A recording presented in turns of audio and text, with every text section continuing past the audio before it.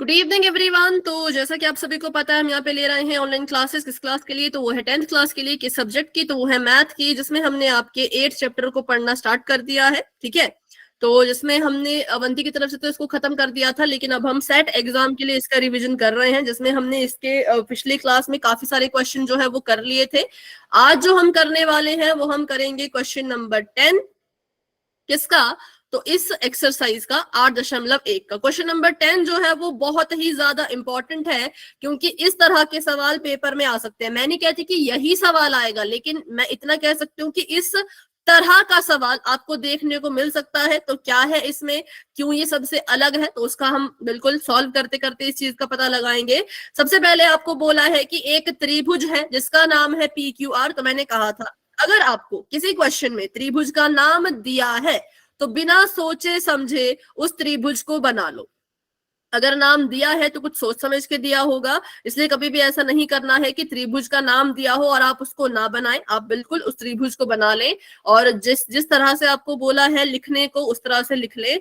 इसका नाम हो जाएगा P, ठीक है, और इसका नाम हो जाएगा Q। और समकोण किस पर है? समकोण Q पर है, तो मैंने समकोण भी बना दिया और यहां पर लिख दिया मैंने R।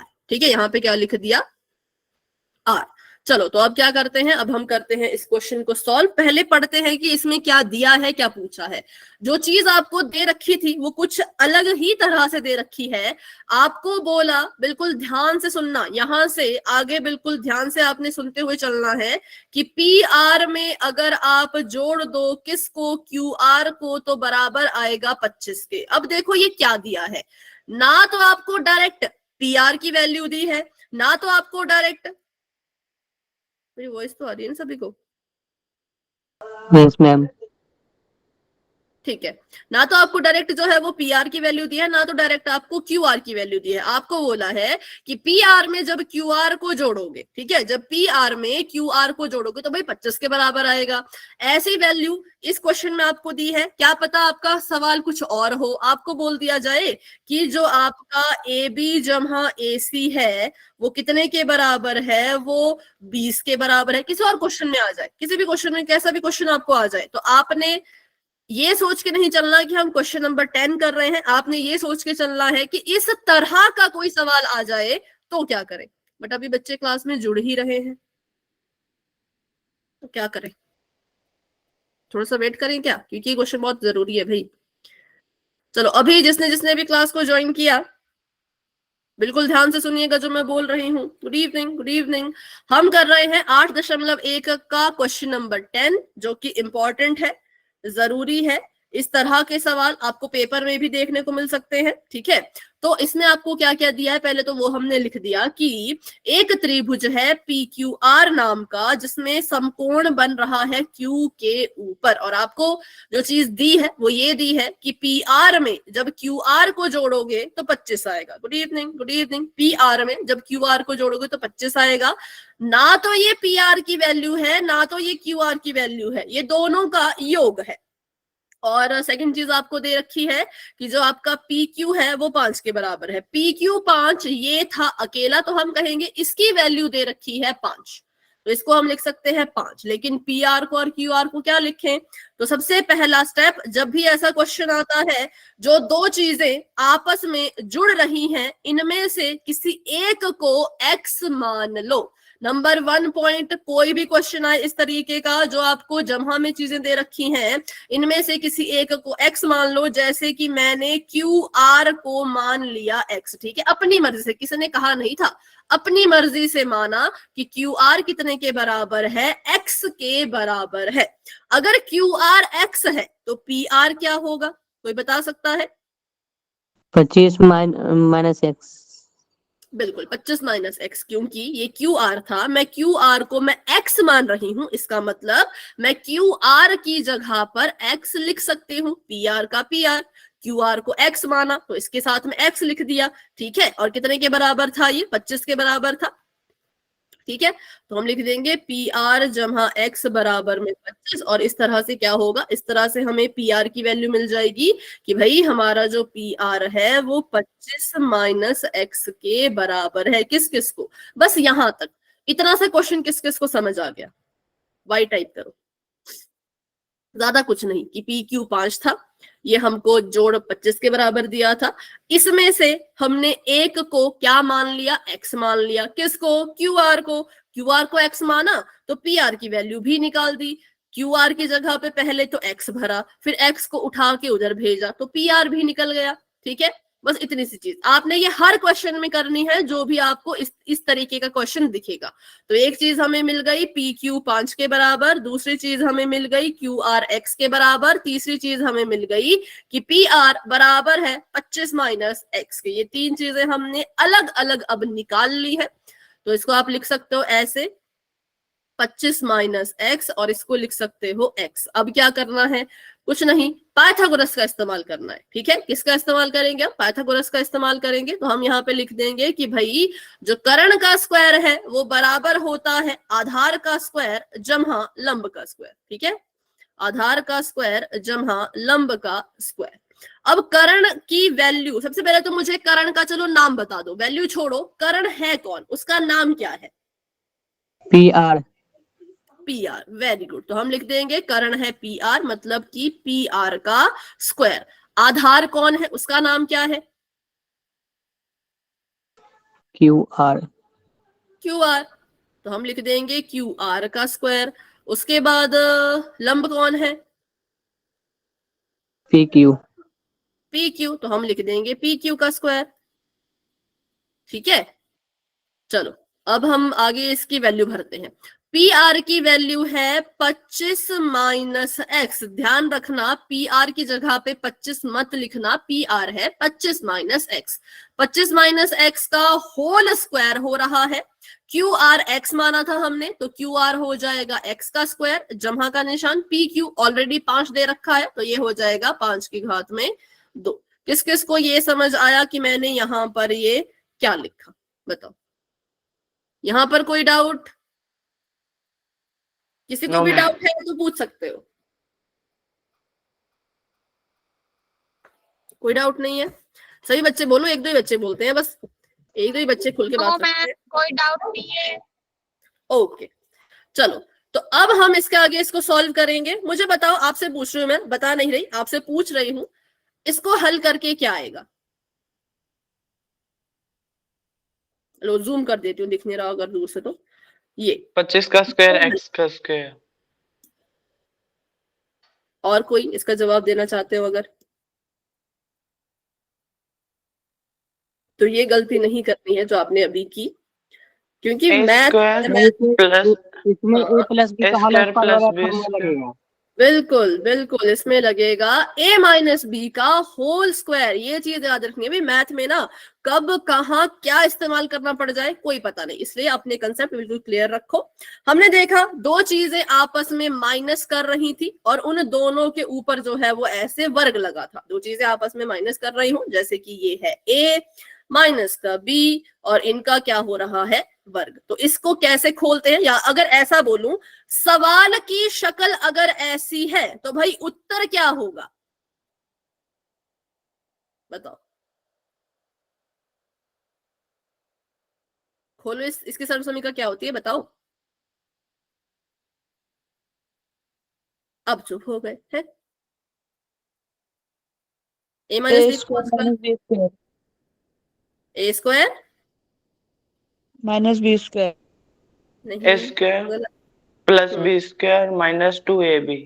बिल्कुल, A square plus B square minus 2ab, A का वर्ग जमा बी का वर्ग माइनस 2 गुणा में ए गुणा में बी। तो ये सर्वसमीका हम इधर इस्तेमाल करेंगे इसके साथ, क्योंकि ये काम कर रहा है ए के लिए, ये काम कर रहा है बी के लिए। तो ए की जगह पे है भाई 25 और बी की जगह पर है x। ठीक है, तो यहाँ पे सर्वसमीका लगाते हैं a माइनस बी का होल स्क्वायर। तो क्या हो जाएगा, सबसे पहले a का स्क्वायर करना है, a की जगह पे मैंने कहा 25 है, तो हम लिख देंगे 25 की घात में 2, जमा का निशान b स्क्वायर, तो हम लिख देंगे x की घात में 2, माइनस का निशान 2 गुणा में a गुणा में b, मतलब 2 गुणा में 25 गुणा में b तो x है, तो x। ये आया इसका पूरा आंसर। ठीक है, ये इसको हल करके पूरा आंसर आएगा। किस किस को ये चीज समझ आई वो वाई टाइप करो चैट बॉक्स में। क्योंकि ये क्वेश्चन इंपॉर्टेंट है, ये आ सकता है, ये पेपर में आएगा, तो फिर आप यहाँ पे वही गलती करोगे, 25 का स्क्वायर माइनस x का स्क्वायर लिख दोगे, फिर गलत कर दोगे ना। तो इसलिए इसको सीखो और इसको याद रखो, ठीक है, कि यहाँ पर आपको सर्वसमीका का इस्तेमाल भी करना पड़ सकता है। तो इसको मैं मिटा रही हूँ। अब ये किसी को इसका स्क्रीनशॉट लेना है तो लिख लो, ताकि आपको याद रहे कि सर्वसमीका हमने लगाई है। इसका स्क्रीनशॉट ले लो, या इसको कॉपी पे नोट कर रहे हो तो और भी अच्छी बात है। एक बार समझा दीजिए, बिल्कुल बिल्कुल समझाते हैं, ठीक है। इसकी बात अगर आप कर रहे हैं तो यहाँ पे देखो, हमने पी आर का मान लिखा था 25 माइनस एक्स, तो हमने क्या किया, पी आर की जगह पे 25 माइनस एक्स लिख दिया और इसका हमने वर्ग करना है। क्या करना है, इसका हमने वर्ग करना है। तो इसका वर्ग जब करेंगे तो ऐसे मत कर देना कि भाई 25 का वर्ग माइनस एक्स का वर्ग, फिर आप कर दोगे अपना क्वेश्चन गलत, क्योंकि ये यहाँ पे सर्वसमीका लगेगी, यहाँ पर a माइनस बी का होल स्क्वायर लगेगा, a माइनस बी का वर्ग, ये वाली सर्वसमीका यहाँ पर लगेगी। तो हमने वैसे ही इसको लगाया, इसको हमने a माना, इसको हमने b माना। सर्वसमीका कहती है अगर a माइनस बी हो रहा है और उनका दोनों का वर्ग हो रहा है तो कैसे इसका उत्तर लिखोगे। सबसे पहले a का स्क्वायर करोगे, जमा का निशान, फिर b का स्क्वायर करोगे, माइनस का निशान, 2 गुणा में a गुणा में b। ये उत्तर होता है कब, जब आपका सवाल ऐसा हो, ठीक है। तो हम क्या करते हैं, उत्तर ऐसे लिखते हैं, या फिर यूं कहें तो यहाँ पे सर्वसमीका ये वाली लग जाएगी। अब इसके लिए पता करो कि a की जगह पे कौन है, b की जगह पे कौन है। a की जगह पे 25 था तो मैंने कोने में लिख दिया है कि a है 25 के बराबर, b की जगह पे x था तो मैंने लिख दिया है b है x के बराबर। अब हमने कुछ नहीं करना था, जैसे हमारी सर्वसमीका है उसके हिसाब से इसको सॉल्व करना था। a का स्क्वायर करना है मतलब कि 25 का स्क्वायर करना है, b का स्क्वायर करना है मतलब कि x का स्क्वायर करना है। तो मैंने लिख दिया है 25 की घात में 2, x की घात में 2, जमा का निशान इनके बीच में, फिर माइनस का निशान लगाया। ये 2 तो सर्वसमीका का ही है तो इसको मैंने ऐसे का ऐसा लिखा। गुणा में a तो गुणा में 25 लिख दिया, गुणा में b तो गुणा में इसके x लिख दिया। बताओ अभी थोड़ा थोड़ा समझ आया।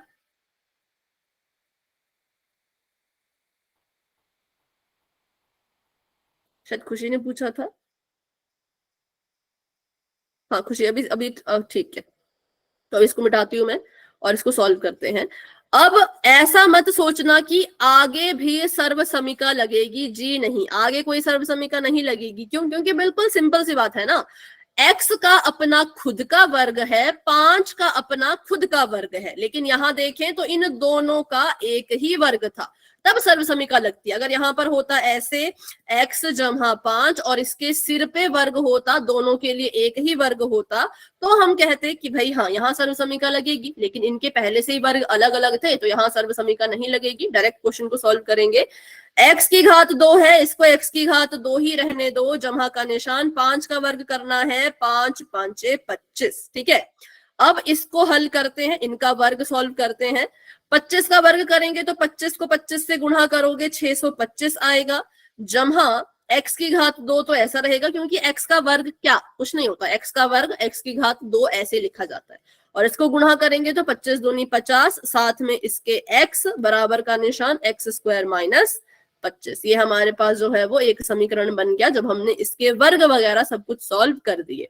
अगला काम क्या करेंगे, इन सभी को एक ही जगह पे इकट्ठा कर देंगे, ठीक है। सभी को एक ही जगह पे इकट्ठा कर देंगे तो इन दोनों को उठाओ और बराबर के इस पार ले आओ। तो ये आपका 625 रह जाएगा ऐसे का ऐसा, जमा का एक्स स्क्वायर भी ऐसे का ऐसा, माइनस का 50 एक्स भी ऐसे का ऐसा। इन दोनों को उठा के अगर मैं इस पार लेके आऊं तो इनमें क्या बदलाव आएंगे बताइए। मैम उस साइड प्लस का है तो इस साइड आके माइनस हो जाएगा। हाँ कौन हो जाएगा माइनस का, उसका नाम बोलो। एक्स स्क्वायर प्लस माइनस 25 ये हो जाएगा। एक्स स्क्वायर से एक्स स्क्वायर कट जाएगा। अभी आप कहाँ आगे भाग रहे हो हैं। हाँ पर ठीक है आपने, तो अभी के लिए इसको लिखा मैंने। अच्छा मुझे बस इस बात का जवाब दो, बराबर क्या आगे कुछ लिखूं या बराबर लगाऊं ही नहीं, क्योंकि ये तो पूरी चीज इधर आ गई। ठीक है वेरी गुड। तो हमें बराबर का निशान भी लगाना है और इनकी जगह पे 0 लिखना है। अगर आप 0 नहीं लिखोगे बराबर का लगा के तो फिर दोबारा से आप क्वेश्चन में जो है वो कुछ ना कुछ गड़बड़ी कर दोगे, ठीक है। चलिए आगे बढ़ते हैं। तो हमने यहाँ पे इनको इस तरफ हम ले आए हैं, ये भी एक संख्या है, ये भी एक संख्या है। 625 और माइनस के 25 को आपस में क्या किया जाए, जोड़ा जाए कि घटाया जाए? मैम माइनस होगा। माइनस होगा, क्या आएगा माइनस करके? मैम 600। 600, ठीक है। ये भी एक्स स्क्वायर है, ये भी एक्स स्क्वायर है, एक जमा वाला एक माइनस वाला, क्या करें? मैम कट जाएगा। काट दो, क्योंकि प्लस माइनस माइनस जीरो आ गया। उसके बाद हमारे पास क्या बच गया? इसको और इसको हल कर दिया, इसको और इसको काट दिया, क्या बच रहा है?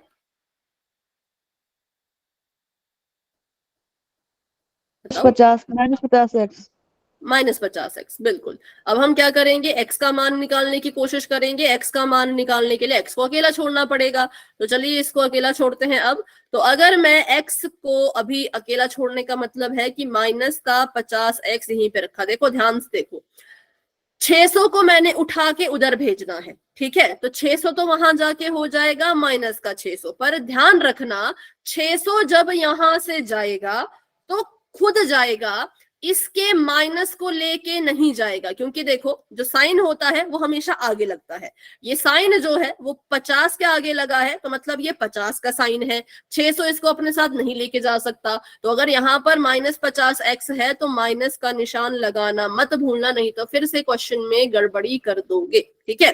और 600 खुद जमा का था, उधर गया तो माइनस का हो गया, ठीक है, लेकिन 600 ने इसके चिन्ह को नहीं छेड़ा, ना इसको अपने साथ लेके गया। ये चिन्ह 50 के साथ ही रहेगा, जहां जहां 50 जाएगा ये चिन्ह उसके साथ जाएगा। अब x को अकेला छोड़ना है, x के साथ माइनस का 50 गुणा कर रहा है, तो ये उधर जाके क्या करेगा? भाग। कौन किसको भाग करेगा?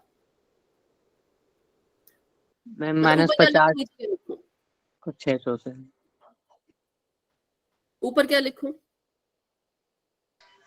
-600। माइनस का 600, और भाग करने आया कौन? -50।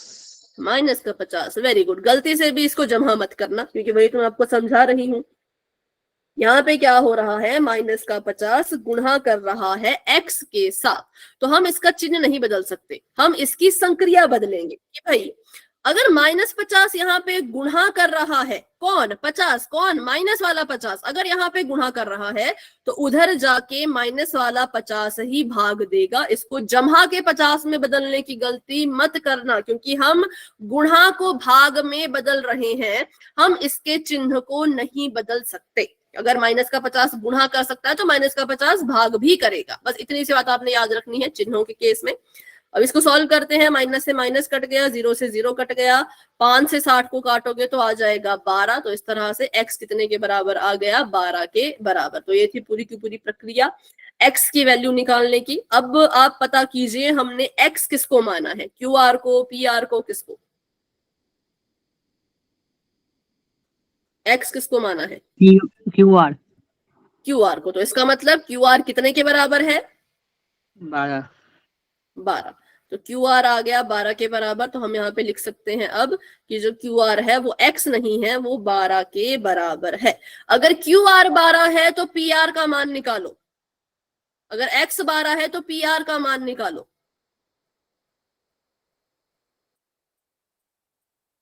बताओ 13। क्या करेंगे हम? 25 में से घटाओ। माइनस का 12। क्यों? क्योंकि देखो ना, यहाँ हमने लिखा था 25 माइनस x, x की वैल्यू तो हमें पता चल चुकी है 12 है, तो x की जगह पे 12 लिख दो, और 25 में से 12 घटाओगे तो 13 आ जाएगा। तो हमने अब क्या किया? PR का मान भी निकाल दिया, जो कि 13 के बराबर आया, ठीक है। तो अब हमको सारी की सारी जो भुजाएं हैं उनके बारे में पता चल चुका है, और हमसे पूछा गया है कि sine P, cos P, tangent P निकालना है। P की बात कर रहे हैं तो आपने कोण P को देख के ही सारी चीजें निकालनी है। तो P को देख के आप मुझे बताओ कि साइन P कितने के बराबर आएगा?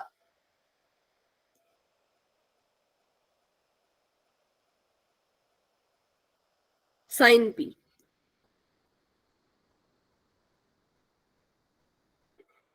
5/13। साइन P का फॉर्मूला होता है लंब बटा कर्ण। P के लिए लंब कौन है? पी कोण के लिए लंब कौन है? 12/13। 12 12 लंब है, ठीक है। पी के लिए लंब कौन है? 12। तो ये हो गया लंब। कर्ण तो सभी के लिए सेम रहता है, कर्ण तो नहीं बदलता। और ये बन गया आधार, तो इसलिए अच्छे से आंसर करना है ना।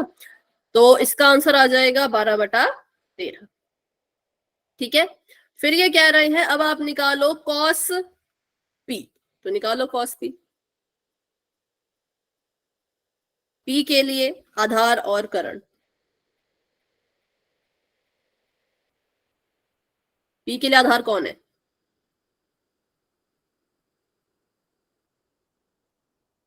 ये है कोण पी।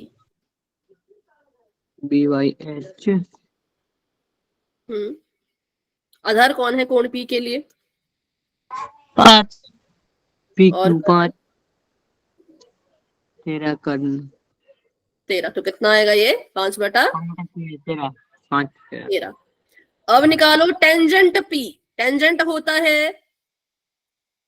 लंब बटा कर्ण, सॉरी लंब बटा आधार।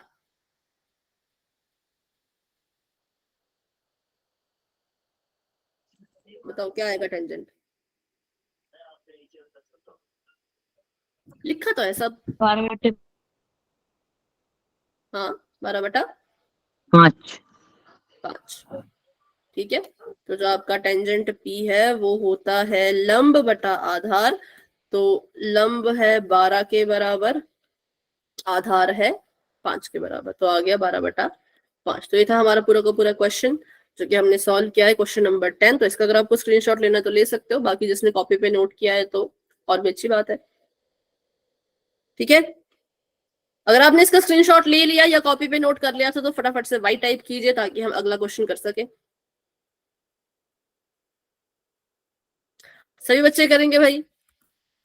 एक या दो बच्चे नहीं, जिसने जिसने भी किया है वो सभी बच्चे वाई टाइप करेंगे, ठीक है। चलो, तो अब इसको मैं इरेज करती हूँ और अगला सवाल हम करते हैं। इसको मैंने मिटा दिया। अगला क्वेश्चन भी बहुत जरूरी है क्योंकि अगला क्वेश्चन से अगले जो क्वेश्चन है वो आपको आएगा आपके पेपर में एक एक नंबर का, मतलब एमसीक्यू का। और आप सभी को पता है एमसीक्यू से भी नंबर बढ़ते ही बढ़ते हैं। मतलब अगर एमसीक्यू गलत वगैरह कर दिया तो फिर नंबर कट जाएगा एक आधा, ठीक है। एक आधा नंबर भी जरूरी है, इसलिए एमसी कोशिश करो कि एमसीक्यू आप गलत करो ही ना। सबसे पहला सवाल है कि टेंजेंट ए का मान सदा 1 से कम होता है, क्या ये सही है या ये गलत है? बताओ। टेंजेंट ए मतलब, ए का मतलब है कोण, ठीक है। जब भी आपको बोला जाए टेंजेंट ए का मान, साइन ए का मान, इस ए का मान, उस ए का मान, तो समझ जाना ये कोण की बात कर रहे हैं। और 10th क्लास में आपको कोण कितने हैं? 5 ही हैं। 0 डिग्री, 30 डिग्री, 45 डिग्री, 60 डिग्री और 90 डिग्री। तो ये 90 कह रहे डिग्री।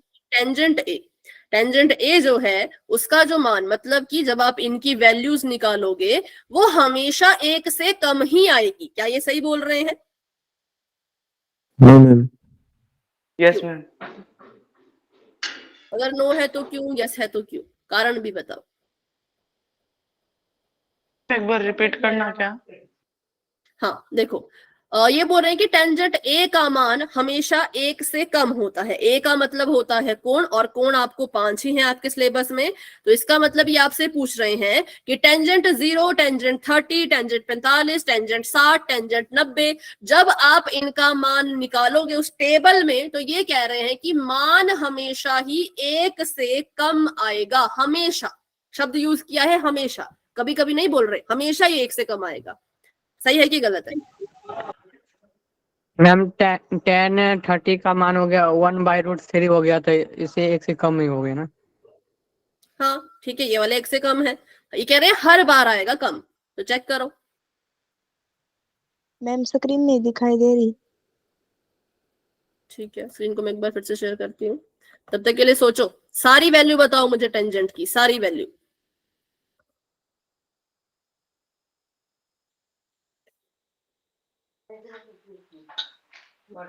टेंजेंट 0 की वैल्यू 0, ठीक है, ये भी एक सेम है। आगे और 45 की 0, 60 की √3, 45 की 90 0, की अपरिभाषित। 45 की किसने बोला 0? मैम 1 आएगा 45 का। मैम 1। तो क्या एक 60 का √3 छोटा है? बताओ, क्या एक से छोटा है? मैम बराबर है। बराबर है, लेकिन क्या इन्होंने लिखा बराबर? इन्होंने क्या लिखा कि टेंजेंट ए, यानी कि टेंजेंट के सारे कोणों का मान जब निकालोगे वो हमेशा ही एक से छोटे होंगे। तो बताओ अब ये सही बोल रहे हैं कि गलत बोल रहे हैं? गलत। गलत, मतलब ये असत्य है, ये गलत है। क्यों? क्योंकि हमने अभी अभी यहाँ पे चेक किया, हमने टेबल बनाया, हमने सारे कोण पे चेक किया, ये चलो एक से छोटा था, ये भी चलो एक से छोटा था, लेकिन ये तो एक के ही बराबर है। तो फिर कैसे बोल सकते हैं आप कि एक से छोटा आएगा हमेशा? तो ये गलत बोल रहे हैं। अब बात करें वर्गमूल 3 की, तो वर्गमूल 3 भी बच्चों एक से छोटा नहीं होता, क्योंकि वर्गमूल 3 को अगर आप हल करोगे तो आपको उत्तर में मिलेगा 1.732, कुछ ऐसा आपको उत्तर में मिलेगा। तो जो 1.7 है वो 1 से बड़ा है, तो ये वाली जो वैल्यू थी वो 1 के बराबर थी, 1 से छोटी नहीं थी। तो यहाँ पर भी ये चीज असत्य हो गई। और ये जो वर्गमूल 3 है ये 1 से बड़ा होता है, तो यहाँ पर भी जो ये आपने बात लिखी इन्होंने, ये गलत हो गई, क्योंकि हमें इसी टेबल में टेंजेंट की 2 ऐसी वैल्यूज मिल चुकी हैं जो 1 के बराबर और 1 से बड़ी है, 1 से कम नहीं है। ठीक है, अगर ये ऐसा लिखते ना कि टेंजेंट ए का मान जो है वो 1 से छोटा हो सकता है, तो हम कहते हैं ठीक है, हो सकता है भाई। लेकिन जब इन्होंने लिख दिया सदैव, सदैव मतलब हमेशा, मतलब हर बार, तो फिर इसको आपने असत्य कहना है। बताओ सभी को समझ आया कि ये असत्य है? पर क्यों? कारण आपको पता होना चाहिए, बाकी तो छोड़ो, ये तो आप चलो रट्टा मार के याद भी कर लोगे, लेकिन इसके पीछे का जो कारण है क्या वो समझ आया? Yes ma'am. ठीक है, तो अगला करते हैं। सेकंड पार्ट नहीं करेंगे, तीसरा कर लेते हैं पहले। तीसरा पार्ट आप मुझे बताओ। कॉस ए, ये कह रहे हैं कि जो कॉस ए है वो कॉसिकेंट ए का छोटा रूप है। मतलब ये कह रहे हैं कि जब आपने कॉसिकेंट लिखना होता है तो उसको आप ऐसे लिखते हो। क्या ये सही कह रहे हैं? Yes ma'am.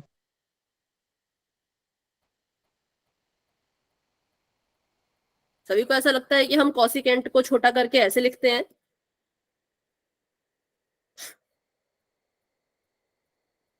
बताओ।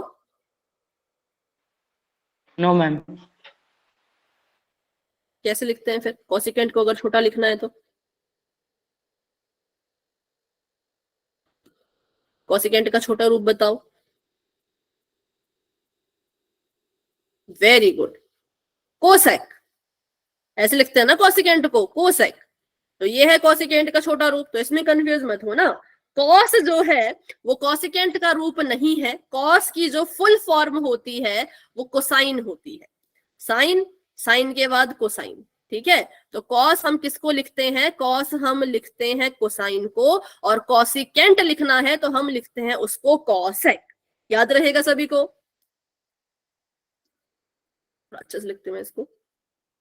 कोसिकेंट को लिखना हो तो कोसेक लिखते हैं, और कोसाइन को लिखना हो तब हम जो है वो कॉस लिखते हैं। क्लियर है सभी को? तो ये भी क्या हो गया? ये भी असत्य हो गया, ये भी हमारे लिए गलत है। चलिए अब अगला बता रहे हैं ये, वो भी अच्छा। इसका समझ आया, इसका कारण समझ आया कि क्यों गलत है? मेन है कारण समझना।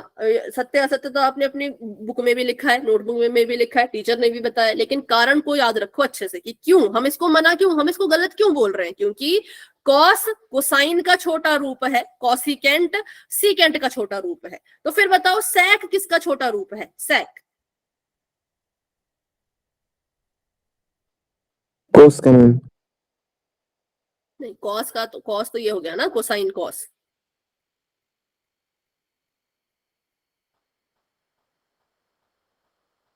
बताओ कोई, सेक की पूरी फॉर्म, फुल फॉर्म क्या है?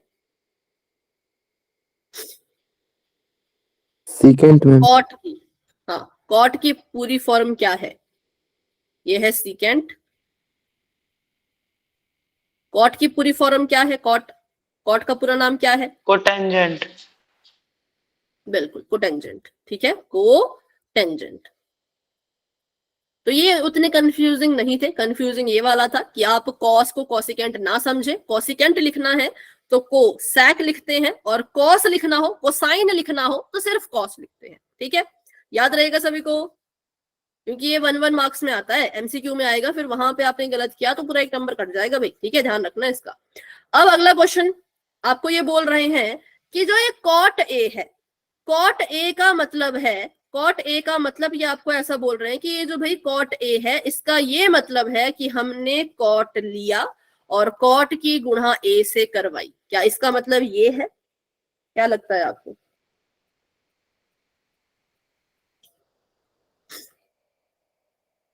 बताओ। जब आपको बोला जाता है कि मैम भाई इसमें आप गुना ए, इसमें कॉट में गुना ए,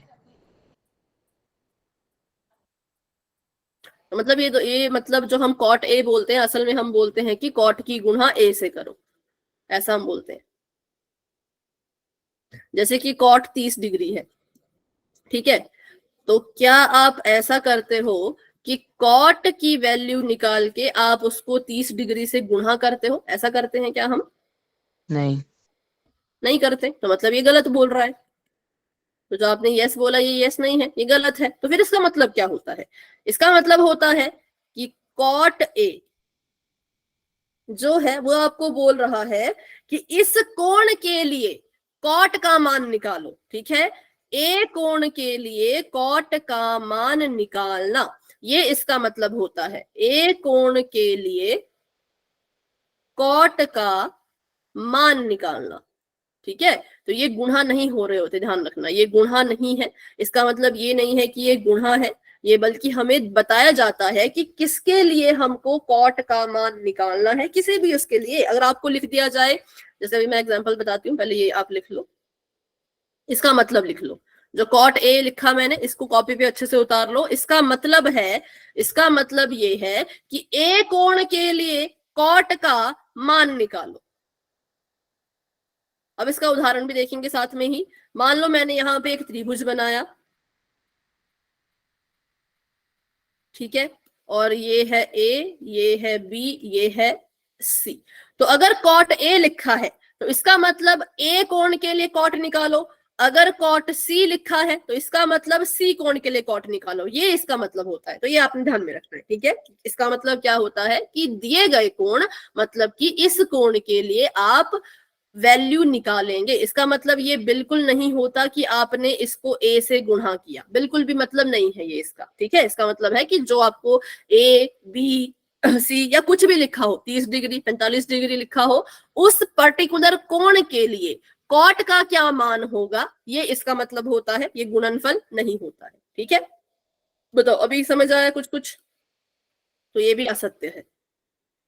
ये भी इन्होंने क्या कहा यहाँ पर, गलत बोला कि ये कोई गुणनफल नहीं है, बल्कि इससे हमें पता चलता है कि हमें किस कोण के लिए कॉट निकालना है, किस कोण के लिए साइन निकालना है, किस कोण के लिए क्या निकालना है, वो हमें यहाँ से पता चलता है। ठीक है, तो ये भी क्या हो गया हमारे लिए असत्य। आखिरी वाला तो भी आप ही बताओगे मुझे। आखिरी वाला ये कह रहे हैं कि किसी भी कोण के लिए साइन थीटा 4/3 होता है। तो आपको पता है कोण सारे के सारे कितने कोण हैं? 5 कोण आपके सिलेबस में है, तो उनकी वैल्यू निकालो और बताओ क्या किसी के लिए था साइन थीटा 4/3?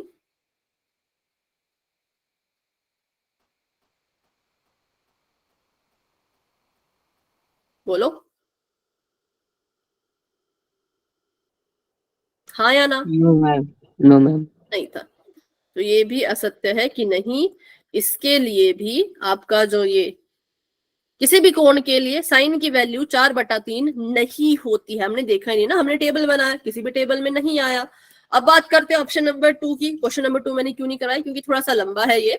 इसमें आपको बोल रहे हैं कोण ए के किसी भी मान के लिए सीकेंट ए 12/5 होगा कि नहीं होगा। आपने ये पता करना है कि सीकेंट ए 12/5 होगा कि नहीं होगा। तो इसको कैसे पता करते हैं? बिल्कुल सिंपल तरीका है इसको पता करने का। आप ये चीज पता करो कि जो आपको सीकेंट ए की वैल्यू दे रखी है, इससे आप पाइथागोरस प्रमेय इसमें लगाओ, और पाइथागोरस प्रमेय लगा के आपने क्या करना है, चेक करना है कि जो त्रिभुज बनेगा वो समकोण त्रिभुज होगा कि नहीं होगा। ये आपने चेक करना है। अगर जो त्रिभुज बन रहा होगा वो समकोण त्रिभुज हुआ तो हम कहेंगे हाँ इसकी वैल्यू 12/5 है, लेकिन अगर वो समकोण त्रिभुज नहीं हुआ तो हम कहेंगे ना इसकी वैल्यू 12/5 नहीं है। कोई भी क्वेश्चन आपको आता है, आपको पूछा जाता है कि साइन ए के लिए क्या कभी वैल्यू होगी 2/5, 4/5, 3/4, तो क्या करोगे आप, चेक मैम करोगे। तो चेक करते जैसे हैं। इसका कि 169 का वर्गमूल तो हो गया है, 13 आ गया है इसका प्रमेय करने पे। और एक किसकी वैल्यू निकाली आपने, ये है कर्ण, ये है आधार। मैम कर्ण निकाला। कर्ण का स्क्वायर किया 144 आया, और लंब नहीं पता, लंब निकालना है। आधार का स्क्वायर करेंगे तो कितना आएगा, 25। लंब स्क्वायर ऐसे का ऐसा रह गया। लंब स्क्वायर को अकेला छोड़ो, 144 के पास 25 को भेजो। ठीक है, लंब को अकेला छोड़ो, 144 में से 25 माइनस करेंगे कितना आएगा, 119, है ना। और इसके ऊपर चला जाएगा वर्गमूल। तो यहाँ पर वैसे तो आपको ये वाली वैल्यू आनी नहीं चाहिए थी यहाँ पर आ ही गई है। तो इसका वर्गमूल अभी हम देखेंगे डायरेक्ट क्या होता है, इसको सॉल्व नहीं करेंगे क्योंकि पेपर में अगर आएगा तो आसान से वर्गमूल वाला आएगा शायद। तो इसका वर्गमूल होता है 10.9 या फिर 10.9 है तो इसको हम 11 भी कह सकते हैं, क्योंकि 11 देखो 11 का वर्ग होता है 121।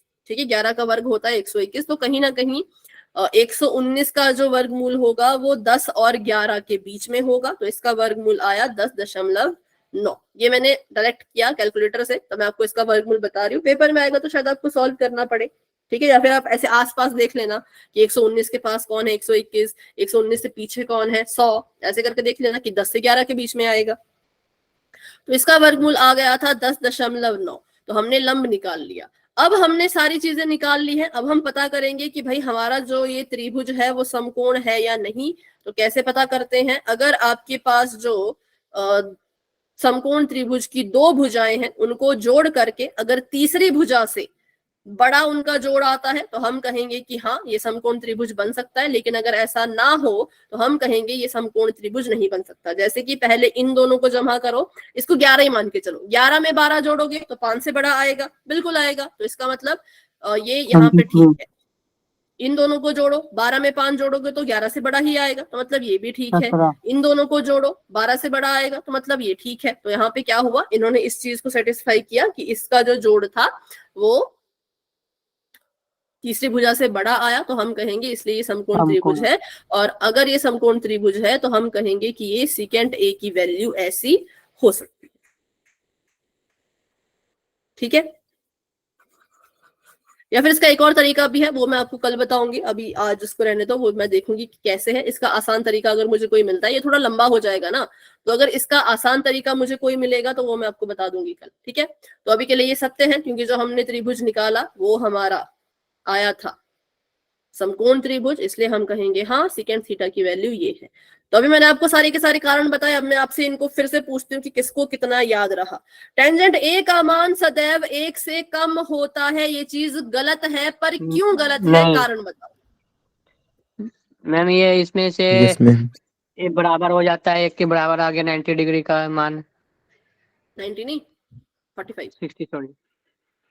हाँ 1 के बराबर और 60 रूट का 1 थ्री से होता बड़ा। है, रूट 3 का मान 1 से बड़ा होता है इसलिए। हाँ, तो इसलिए हम कहेंगे कि ये गलत है।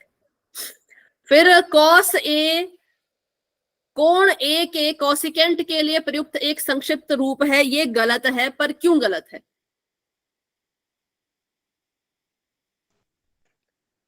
कारण। मैम इसमें कॉट जैसे ए लिखा हुआ तो ए का मान निकालना, एंगल ए के लिए निकाला जाता है। नहीं नहीं, ये वाला कॉस ए कोसिकेंट ए के लिए प्रयुक्त एक संक्षिप्त रूप है, ये क्यों गलत है। संक्षिप्त मतलब छोटा रूप। नहीं, ये कह रहे हैं कोसिकेंट का, हाँ क्योंकि कॉस को कोसिकेंट, क्योंकि कॉस का कोसिकेंट है, नहीं, कुछ लिखने की कोशिश की पर समझ नहीं आया। ये कह रहे हैं कॉस ए कॉसिकेंट ए को लिखने का तरीका है, सही है कि गलत? फिर कंफ्यूज हो गए आप। कॉस मैम ए कौन से को कॉसिकेंट लिखने का, कोसेकेंट लिखेंगे? वही आपसे पूछा गया है कि कॉस ए कॉसिकेंट लिखने का तरीका है, सही है कि गलत?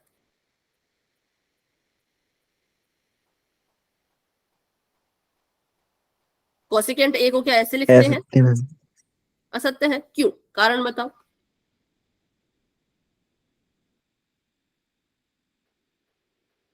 क्योंकि इसको कैसे लिखते हैं?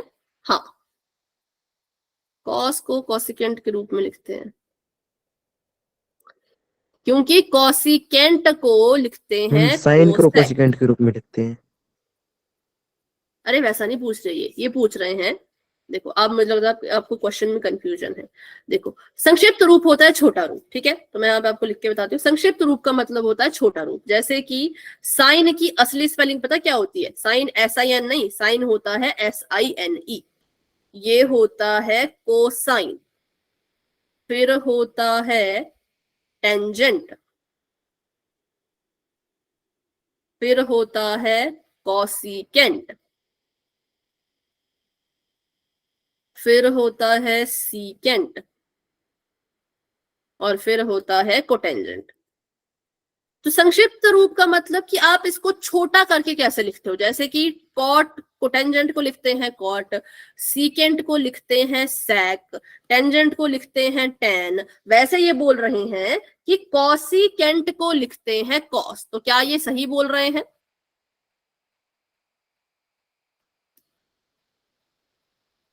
क्या हम कॉसिकेंट को कॉस लिखते हैं? कॉसिकेंट का छोटा रूप क्या कॉस है? फिर गड़बड़ कर रहे हो, नहीं है। कॉसिकेंट को छोटा करके कैसे लिखा जाता है? कोसेक, ऐसे। ये है कॉसिकेंट का छोटा रूप। अगर कॉसिकेंट का छोटा रूप कोसेक है तो कॉस किसका छोटा रूप है? कोसाइन। कोसाइन का। ये बात तो आपको समझा रही हूं मैं तब से कि ऐसा होता है। कॉस लिखा जाता है कोसाइन को, और कॉसिकेंट को लिखना है तो ऐसे लिखो कोसेक, ठीक है? और साइन का छोटा रूप क्या होता है? साइन। ये टेबल भी आप फटाफट से नोट कर लो, क्योंकि मुझे लगता है इस क्वेश्चन में आप गलत ना कर दो, क्योंकि ये बहुत कंफ्यूज करने वाला है। क्योंकि कॉसिकेंट में भी कॉस है, कोसाइन में भी कॉस है, तो ये आपको कंफ्यूज कर सकता है, लेकिन कंफ्यूज नहीं होना है। कॉसिकेंट को कोसैक लिखते हैं, पूरा लिखते हैं, को भी लगेगा और साथ में सिकेंट का सैक भी लगेगा, को का को और सिकेंट का सैक, ठीक है? और कोसाइन को लिखते हैं सिर्फ कॉस, आइन हटा देते हैं, ठीक है? या तो इसका स्क्रीनशॉट ले लो या तो फिर इसको अच्छे से नोट कर लो अपनी कॉपी पे। अगर हो गया है तो भाई टाइप कर सकते हो, ठीक है? अगला क्वेश्चन है कि कॉट ए जो है वो कॉट और ए का गुणनफल है, क्या ये बात सही है? नहीं। नहीं, क्यों? इसका भी कारण बताओ, मैंने आपको कारण बताया था।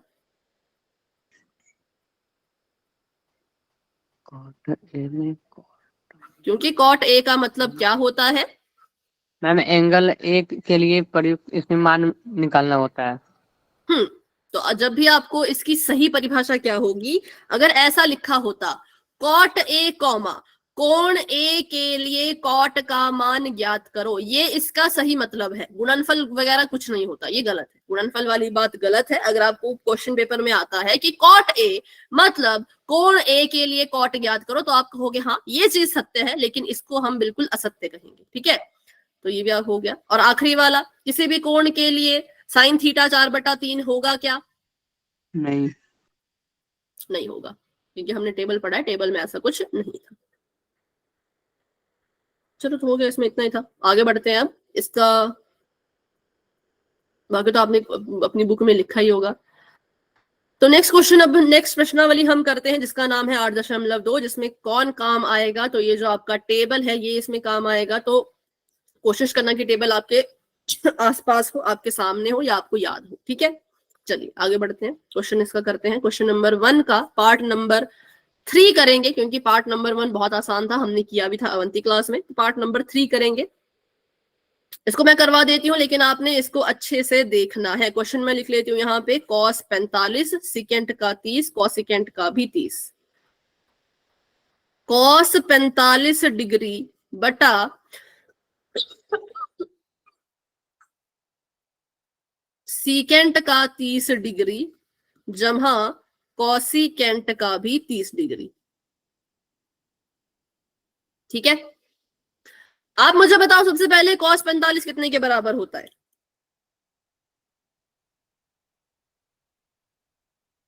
cos 45 की वैल्यू बताओ। 1/√2। 1/√2। और सीकेंट 30 की वैल्यू बताओ।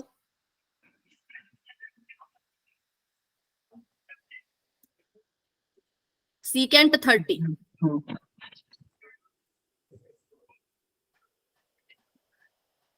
cos 30 कितना होता है? रूट इसका तीन उल्टा टेन करो। दो 2/√3। हाँ, 2/√3, क्योंकि cos होता है ना, cos 30 होता है √3/2, तो सीकेंट उसका उल्टा हो जाएगा। और cosecant 30 की बात करें तो sin 30 कितना होता है? 1/2। 1/2 cosecant 30 कितना होगा? cosecant 30 2। 2। ये मैंने लिख दिया, बस वैल्यू भरी और कुछ नहीं किया। अब इसको सॉल्व करना शुरू करेंगे, तो बिल्कुल ध्यान से अब आपने यहाँ पर देखना है। ठीक है, सबसे पहले जो ऊपर वाली चीज है उसको मैं नहीं बदल सकती, इसके साथ में कुछ नहीं कर सकती, तो इसको मैं ऐसे का ऐसा ही लिख रही हूँ, 1/√2 ही लिख रही हूँ। बड़ा सा बटा लगा दिया। नीचे वाली चीज में मैंने देखा कि क्यों ना मैं इसका हर बराबर कर दूं, तो मैंने यहाँ पर इसके बटे में 1 लगा दिया अपनी मर्जी का। इसके बटे में वर्गमूल 3 था, तो मैंने क्या किया, इसकी गुणा कर दी वर्गमूल 3 से, क्योंकि मुझे हर में वर्गमूल 3 चाहिए। ठीक है, अब अगर नीचे गुणा की है तो भाई ऊपर भी गुणा करनी पड़ेगी, तो मैंने इसके साथ भी गुणा कर दी। तो ये कुछ ऐसा बन गया, ये बन गया 2/3 जमा का निशान, इसने इससे गुणा की तो ये बन गया 2/3 बटे में भी वर्गमूल 3। किस किस को ये समझ आया? बस इतनी सी बात कि मैंने हर बराबर किए हैं और कुछ नहीं किया है। ऊपर वाले को तो छेड़ा ही नहीं, नीचे बस हर बराबर किए। सिर्फ शुभम और सतीश और साहिल आंसर कर रहे हैं, बाकी तो कोई बच्चे कुछ बोल ही नहीं रहे। नहीं समझ आ रहा तो पूछो भाई, अगर समझ आ रहा है तो लिखा करो चैट बॉक्स में। सिर्फ हर बराबर किए और कुछ नहीं किया। पहले वैल्यू भरी, वैल्यू कहां से भरी? टेबल देख के, टेबल बना के, और उसके बाद इनके हर बराबर किए। अब ऊपर वाली चीज को अभी भी ऐसे का ऐसा रखो, इसको मत बदलो, इसको बदल ही नहीं सकते, कुछ नहीं कर सकते इसके साथ हम। और नीचे वाली चीज में हर बराबर हो गए तो हर को एक बार लिख दो ऐसे वर्गमूल 3, और अंशों को आपस में जोड़ दो ऐसे 2 जमा 2 वर्गमूल 3। ठीक है, इसको अभी भी ऐसे का ऐसा रहने देते हैं। अब मैंने सोचा कि क्यों ना मैं ये जो मुझे यहाँ पे दिख रहा है इसमें मुझे 2 कॉमन दिख रहा है, तो क्यों ना मैं 2 को बाहर कॉमन ले लूं। तो जब मैंने यहाँ से 2 बाहर कॉमन लिया तो अंदर इस 2 की जगह पर बच गया 1 जमा का निशान, और यहां से जब 2 मैंने बाहर कॉमन दे दिया तो यहां पर बच गया वर्गमूल का 3। ठीक है, और बटे में क्या था? तो बटे में वर्गमूल 3 ही था, तो इसको ऐसे का ऐसा ही रहने दो। आगे बढ़ते हैं, अभी भी ऊपर वाले को तो कुछ कर नहीं सकते, तो इसको 1/√2 ऐसे ही रहने दो। और नीचे जो चीज है यहां पर मैंने एक छोटा सा बदलाव किया, छोटे से चेंजेस लाए। क्या चेंजेस लाए? 2 ऐसे का ऐसा, जो वर्गमूल 3 जमा 1 जमा वर्गमूल 3 था उसको मैंने ऐसे लिख दिया कि वर्गमूल 3 पहले 1 बाद में, और बटे में वर्गमूल 3 ऐसे का ऐसा।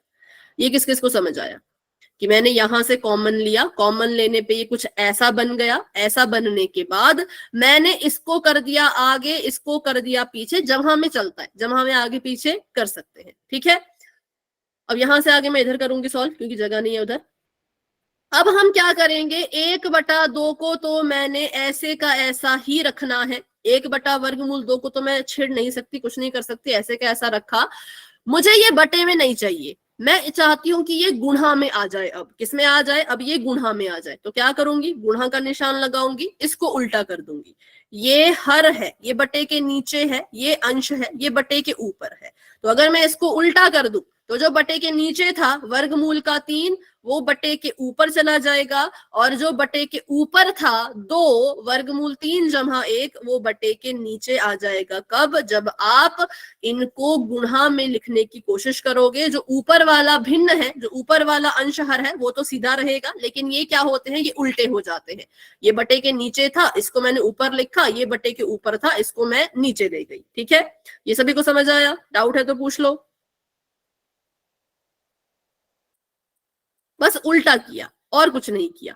ठीक है, ये क्वेश्चन बहुत आसान होते हैं, बस ये क्वेश्चन थोड़े से लंबे होते हैं, थोड़ा सा इसमें आपको कुछ ना कुछ करना पड़ता है, बाकी होते आसान है। अब गुणा कर दो। वर्गमूल 3 ने 1 से, मतलब जो आपको दिखता है ना कि सॉल्व हो रहा है उसको बस सॉल्व करते जाओ तो क्वेश्चन खुद ही सॉल्व हो जाता है। वर्गमूल 3 ने इससे गुणा की तो वर्गमूल 3 आया, और बटे के नीचे रह गया वर्गमूल 2, गुणा का निशान 2, गुणा का निशान वर्गमूल 3 जमा 1। मतलब मैंने कुछ नहीं किया, इन दोनों को भी अलग अलग करके इनके बीच में गुणा का निशान लगा दिया, क्योंकि गुणा ही हो रहे थे ना, जमा थोड़ी हो रहे थे, गुणा ही तो हो रहे थे, तो ये मैंने लिख दिया। अब अगर मैं बात करूं तो मुझे असल में अपना आंसर मिल चुका है। असल में अगर मैं बोलूं तो मेरा जो सॉल्व करने की चीज थी वो इतनी ही थी, आंसर मुझे मिल चुका है। लेकिन हमें पता है बटे के नीचे वर्गमूल वाली चीज नहीं चाहिए होती, तो अब हम यहां से आगे करेंगे इसका परिमेयकरण। क्या करेंगे? परिमेयकरण, जो कि हर क्वेश्चन में आपको करना ही पड़ेगा, जो बहुत जरूरी प्रक्रिया होती है, तो इसको बिल्कुल ध्यान से देखना और समझने की कोशिश करना।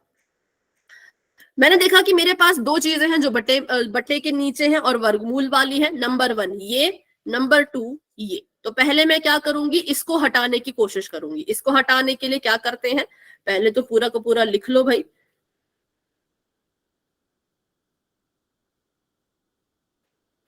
सबसे पहले मैं क्या करूंगी, इसको हटाने के लिए मैंने देखा बटे के नीचे था वर्गमूल 3 जमा का 1, तो मैं संख्या तो सेम लूंगी। अगर यहाँ पे वर्गमूल 3 है तो मैं भी वर्गमूल 3 लूंगी, 1 है तो मैं भी 1 लूंगी, पर इनके चिन्ह अलग कर दूंगी। जैसे कि ये दोनों आपस में जमा हो रहे हैं, तो इन दोनों को मैं आपस में क्या करवाऊंगी, माइनस। माइनस, बिल्कुल, तो माइनस करवाऊंगी। तो इसका मतलब मैं यहाँ पे गुणा कर रही हूँ किससे, वर्गमूल 3 माइनस 1 से। नीचे भी और ऊपर भी हम क्या करेंगे, वर्गमूल 3 माइनस 1 से ही गुणा करेंगे। फिर से रिपीट करती हूँ, असल में देखा जाए तो आंसर हमारा ये हो सकता था, लेकिन होता नहीं है। इसके बाद हमें परिमेयकरण करना ही पड़ता है। ठीक है, तो अब इसकी और इसकी गुणा कर दो। वर्गमूल 3 जब इसके साथ गुणा करेगा तो 3 बनेगा, वर्गमूल 3 जब इसके साथ गुणा करेगा तो माइनस का वर्गमूल 3 बनेगा।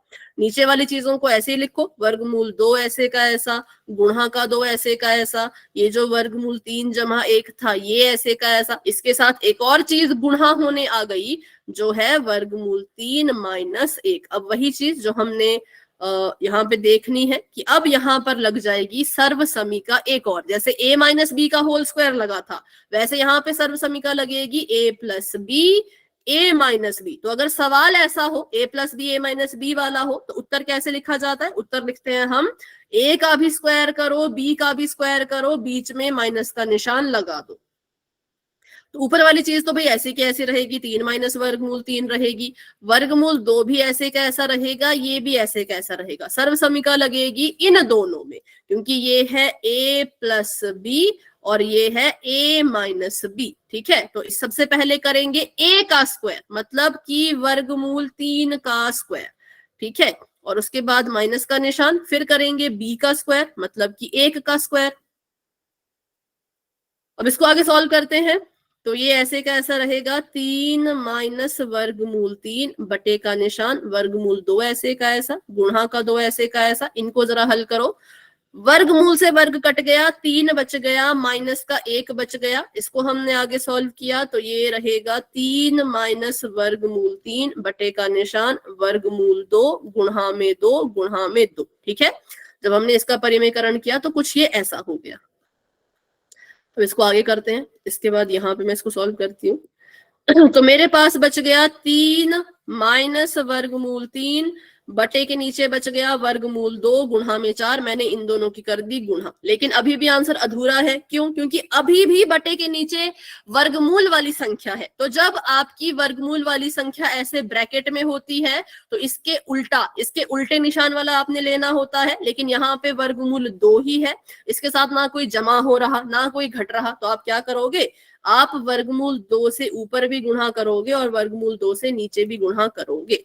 ठीक है, तो 3 जब वर्गमूल 2 से गुणा करेगा ये बन जाएगा 3 वर्गमूल 2, वर्गमूल 3 जब वर्गमूल 2 से गुणा करेगा तो ये बन जाएगा वर्गमूल 6, और नीचे रह जाएगा वर्गमूल 2 गुणा का 4। एक और चीज इनसे गुणा होने आ गई है जिसका नाम भी वर्गमूल का 2 ही है। तो अब देखो, अब हमारे पास हमारा आंसर आ चुका है, ये हो गया 3 वर्गमूल 2 माइनस का वर्गमूल 6 और बटे के नीचे आ गया 4 गुणा में 2। 2 कैसे आया?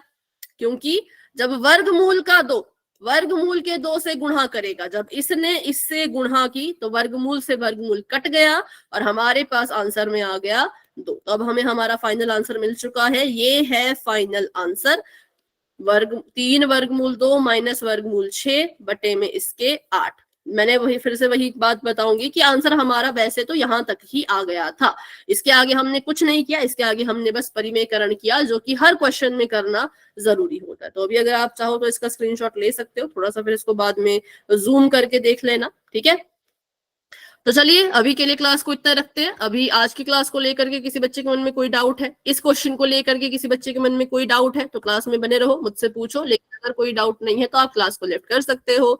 Good night and bye bye, मिलते हैं अपने अगली क्लास में जो कि होगी सोमवार।